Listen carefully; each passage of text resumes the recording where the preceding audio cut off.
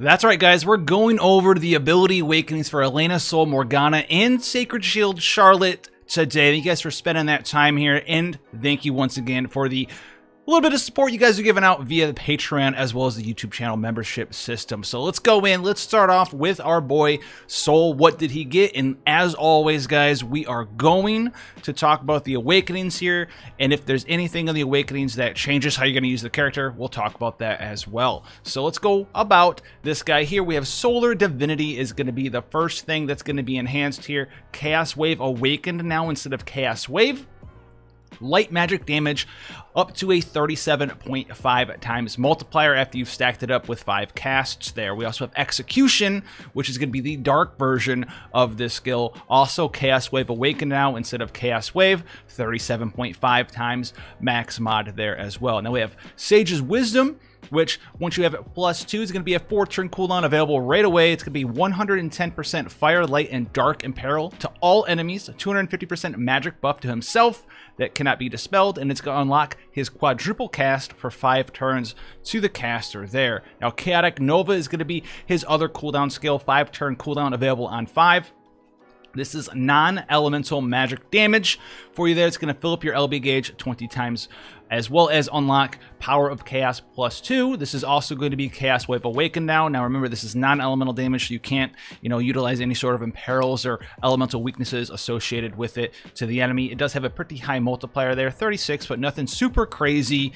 All right, so keep that in mind. Now we also have Eurysha's Teachings getting enhanced. This is going to be a passive for him. It's going to 100% true dual wield for magic, HP and MP 20%, 50% magic with a rod, as well as 150% true double hand magic, and increases LB damage by 225%. That's going to give you a little bit of a hefty boost there with the LB if you are using it on this character. Now we also have Endless Magic +2. This is his trust ability. Defense Magic, Spirit, HP, and MP plus 50% immunity to silence, disease, stop, and charm, as well as 50% more true dual wield magic and a 100% chance to ignore fatal damage 1 time. So it's going to take them all the way up to 150% with these 2 enhancements with the true dual wield magic there. We have Deflagrating Heat, which is going to be his Fire Chaos Wave Awakened skill as well. So he's going to have Fire, Light, and Dark all equally powerful for you to utilize there with Soul. Now, we also have access to the 225% LB damage. So let's go ahead and take a look at whether or not this is going to help you out there. The multiplier on his LB is really low. It's a 30 times mod. You'll only use this if you need to re-unlock that quadruple obliteration there. So how good is he going to be here? How good is he going to do in the meta? If you like Soul, he's going to be pretty powerful for you. He's not going to be anything insane, right? He's not ousting Rem. He's not ousting Ace or Bahamut Fina, Bahamut Dark Fina, I should say, anything of that nature. But quadruple cast, 37.5 times mods after those enhancements there. And if he gets any additional passives that increase the mods, which he does not do, then he'd be a little bit stronger there. But 37.5 mod, nothing super crazy, but he is definitely usable as a mage for you. Now he's still elemental locked between fire, light, and dark, but he's a very solid choice if you're looking for a Chaos Wave Awakened magic damage dealer. Now, speaking of magic damage dealers, we also are getting enhancements to Morgana. All right, so let's take a look at what she got here. Hopefully she's not super complicated like some of the other characters on this list are. The first one here is Mystical Ruler. +2, 80% magic, 30% defense and spirit, 10% evil magic, and a 15 times mod increase to Storm Winds and Void Blast, and a 5 times mod increase to Glacial Needles and Halo Beam. Arc Rivals +2, 30% defense, HP and MP, immunity to paralysis and disease, 50% more true dual wield magic there, and it's going to auto cast Arc Rivals +2 as a buff if Elena is alive in your party at the start of the turn. Utopian Throne +2 here, 20% evil magic, 50% magic spirit MP, 20% HP and defense, 50% more true dual wield magic, 10% MP recovery, and auto casts Myriad Arcana at the start of the battle or after being revived, which is going to be something we'll go over to remind you what that is. And we have Elemental Enervation here, 4-turn cooldown available on 1, 110% Ice, Wind, Light, and Dark Imperil for 3 turns all enemies, and unlocks Myriad Arcana again for 3 turns there. Now we have Arcane Trade +2 here, 4-turn cooldown, once again available on 1, It's going to increase your evocation gauge by 10, and then unlock Dark Shackles +2 as well as Freezing Brand +2 for you there as well for 4 turns. And then after that, it's going to continue to increase your evocation gauge by 5 per turn for the next 3 turns. And we have Unstable Energy, another 4-turn cooldown available on 1. This is Evo damage, 100% magic ratio to all enemies with a 40 times multiplier there, with a 250% magic and spirit buff for the caster, with a little bit of MP refresh, and a multiplier increase of 3.0 to 5.0 for various skills, including Dark Shackles +2 and Freezing Brand +2. And this is still the absolute 0 chaining frame family. We have Empress Supreme as the final ability awakening here. 100% LB gauge fill rate, 5 LB gauge per turn, and a 2.5 mod increase to Dark Shackles +2 and Freezing Brand +2, and auto casts Power Evocation +2 at the start of the battle or being revived. So these passives that in these unlock skills, Power Evocation +2 is going to increase your evocation gauge by 5 every turn. Arc Rivals +2 is going to give you a 5 times multiplier increase for a single turn.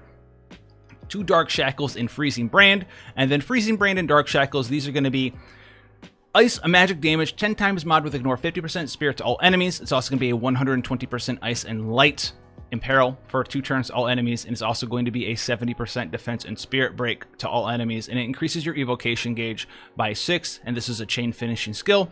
The other version is Dark Shackles. Everything is the same, except it is wind and dark imperil of 120%. It is a dark damage instead of ice, and it's a 70% attack and magic break for 2 turns to all enemies there. And her limit burst, so you guys know, is going to be Arcane Explosion, which gives you Myriad Arcana for the next turn. It is a 35 times mod as well. And just so you know, Myriad Arcana here is going to allow you to quadricast any of her skills. So we have the big buffs up there to some of her skills here. Mainly the big ones that got enhanced that you're going to be using are the unlock skills for her damage, her chain finishing stuff here. Freezing Brand and Dark Shackles +2 is pretty good. But as far as chaining skills, we got Unstable Energy as a cooldown skill, but all for non-cooldown skills, you didn't really get a big enhancement. They got multiplier increases like Storm's Wind, Void Beam, Glacial Needles, and Halo Beam, which are going to be these skills up here that we've seen time and time again for her to use there. Some of her Chaos Wave / Absolute Zero skills. She doesn't really have any big, crazy Chaos Wave Awaken skills, which is not going to be the biggest thing for her there. But she still has the weird, flexible things. I don't really think that she's super crazy. I think Soul will be a little bit better there. She's a little weird because she's not using magic killers, which have become more easily accessible Evo magic a little bit as well. But I don't really think she has the crazy stuff that Soul does. Not that she's bad by any means, but if you wanted to pick between the two of them, I'd probably pick Soul over her. She's also a little bit complicated, right? You have to cast your buff. She's got 4 different cooldown skills to cast, which you're going to want to cast after you unlock her quadricast, which you can do.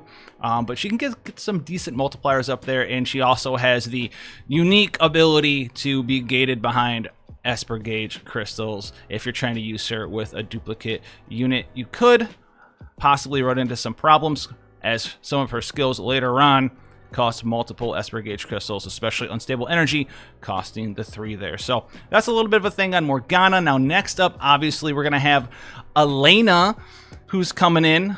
Probably the most complicated unit. I'm going to try to get through this as cleanly as possible for you guys there.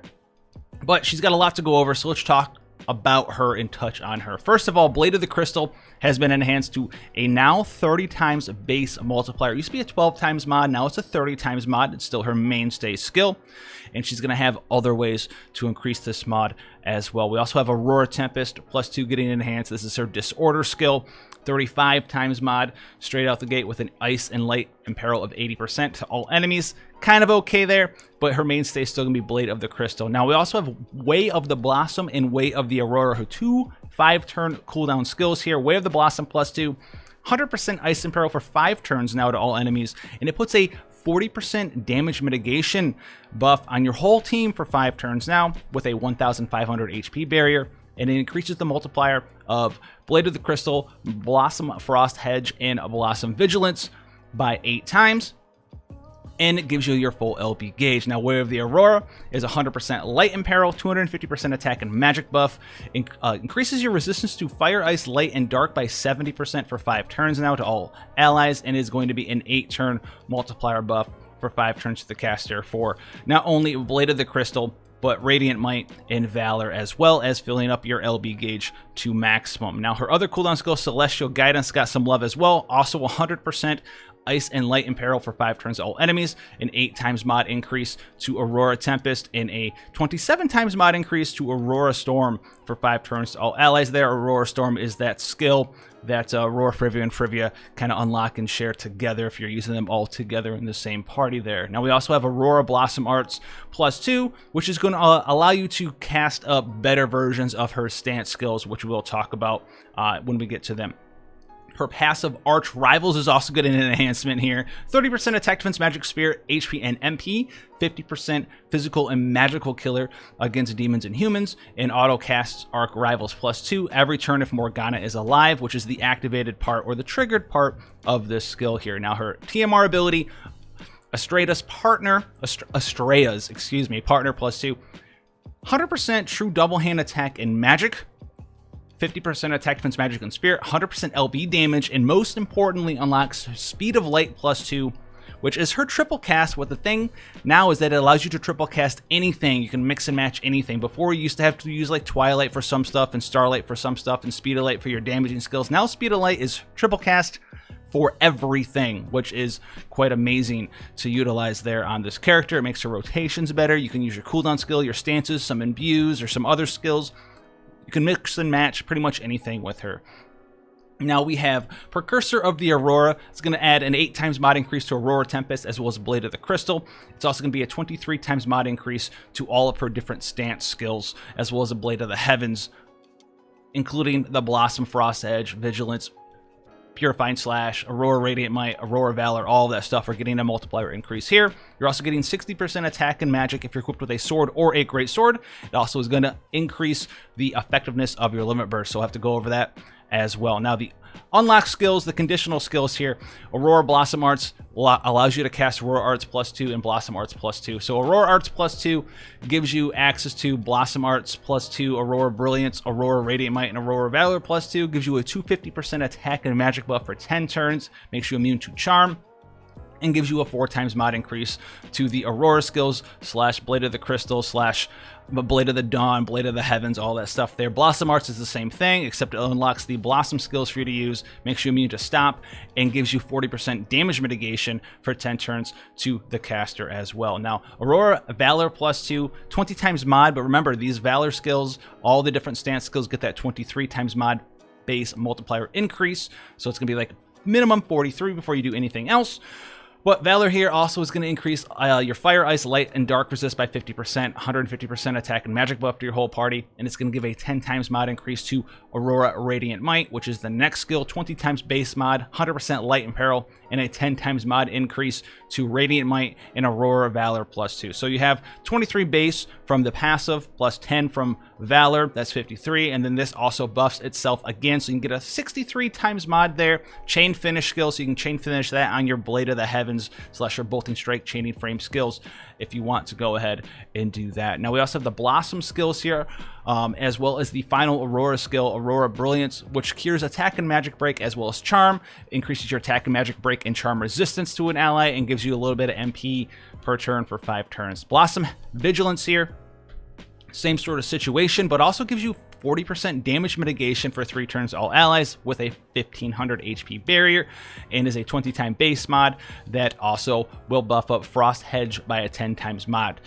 Frost Hedge is going to be a 20 times base hybrid mod with 100% Ice and Peril, as well as a 10 times mod increase to Aurora Tempest, Blade of the Crystal, Blade of the Dawn, Blade of the Heavens, as well as Frost Edge +2 and Blossom Vigilance +2. Regrowth here is the reverse of Aurora Brilliance. This is Defense and Spirit Break, as well as Stop Resistance, as well as Cure, and is going to heal 15,000 HP with a 25 times healing mod over 5 turns to that ally as well. Arch Rivals +2 if you have Elena active in your party, or not Elena, Elena and Morgana active at the start of your turn, both of them alive.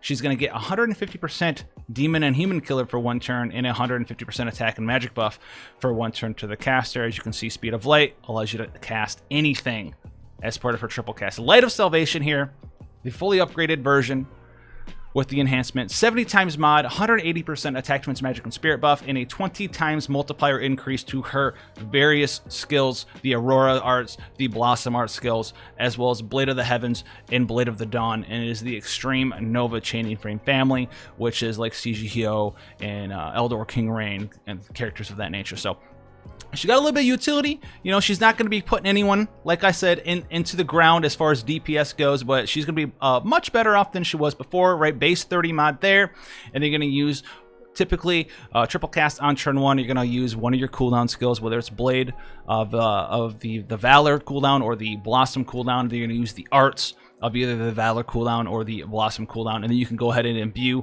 yourself if you want to on turn 1. And then what you'll be doing, you can start double casting your Bolt and Strike skill, Blade of the Crystal, and mix and matching your different unlocked art skills so you can get increased damage through the increased multipliers through, you know, skills such as Radiant Might or Valor, things of that nature, because these will also then again go ahead and buff up your Blade of the Crystal. So you'll be able to do that in Chain Finish for a while, and then if you want to keep triple casting Blade of the Crystal, you can go right on ahead and do that. She's not that complicated to use. Like I said, you're going to pick a cooldown skill, you're going to pick a stance, whatever stance gives you the different sort of support that you're looking for, and just dual cast Blade of the Crystal, getting Aurora Valor in there, getting Aurora Might, so it's Crystal Valor, Crystal Might, and then you can go Crystal Might again, or Crystal, pop that Limit Burst off in there, probably on turn 2, and starts triple casting everything for you there. So pretty cool, pretty powerful. I know a lot of players, you know, really wanted Elena to be super overpowered. I don't think she's gonna be super OP, but you can get like a 60, 70 times hybrid mod somewhere up in there after you're stacked up on like turn 3, right after your LB goes away. But the power of Elena really also comes with the amount of support that she can give to your party, the amount of bulk that she's gonna have there. She's gonna have 250%, I do believe, base true double hand attack and magic. So if you have her STMR, Warrior of the Crystal, just this is gonna cap you out on true double hand attack and magic, which is very, very, very powerful, which allows you to put killers on here, bulk her up a little bit more if you want to. She's got that 40% mitigation for your party, some different elemental resistances, her own imbues and imperils. Very strong character. If you're wanting to use Elena, go for it. She's gonna be a good time. Now, the last character to talk about here is Sacred Shield Charlotte. What did she get? Is she back? What is her role now? So let's talk about her ability awakenings. Knight Command here, 150% defense and spirit buff for 4 turns to all allies, as well as a 40% magic damage mitigation buff for 4 turns to all allies as well. Undying Loyalty gives her attack, defense, magic, and spirit. Attack, defense, spirit, and HP, excuse me, by 30%. Immunity to charm. It also makes her immune to sleep, paralysis, confusion, and petrification, and it gives her 4 LB gauge per turn. Knight of Knights is going to give her a cover for magic damage with 60 to 80% cover mitigation. So it's going to be 10% more damage that you're mitigating than before. So this is actually really, really huge. It's going to make her a lot more survivable, and it's going to increase her tankiness by quite a lot for you there. It's also going to give her a spirit buff of 150% and make her immune to spirit break. So it makes her a lot more self-sufficient there.